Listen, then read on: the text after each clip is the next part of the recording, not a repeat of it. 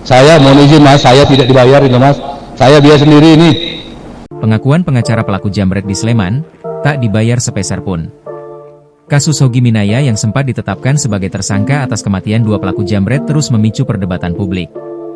Di tengah derasnya dukungan terhadap Hogi, Misnan Hartono, kuasa hukum keluarga pelaku jambret yang meninggal dunia, membuat pernyataan mengejutkan terkait motivasinya mengawal kasus ini.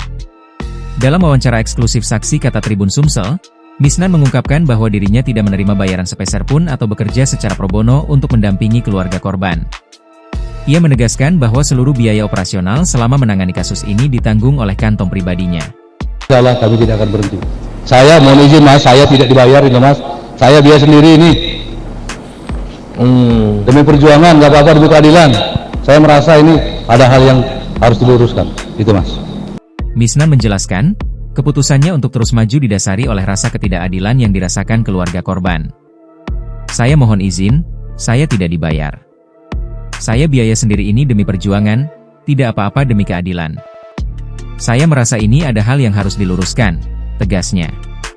Ia menyayangkan langkah Komisi 3 DPR RI yang melakukan pertemuan hanya dengan pihak tersangka, kepolisian, dan kejaksaan tanpa melibatkan keluarga atau kuasa hukum pelaku jambret. Dua pelaku jambret yang tewas dalam kejadian tersebut diketahui bernama Robi Dwi dan seorang rekannya. Keduanya berasal dari latar belakang keluarga petani sederhana.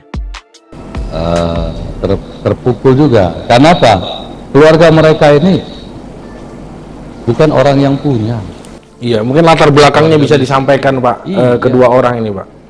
Ya, latar belakangnya orang petani. Apalagi si Robi Dwi ini, orang tuanya sama seperti kita, orang susah juga. Punya istri, punya anak satu, umur kurang lebih sekitar kelas 3 SD.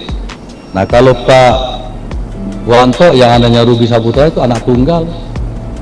Itu. Nah, jadi kita masih tetap berharap keadilan itu ada, dan keadilan itu tidak berpihak kepada satu pihak.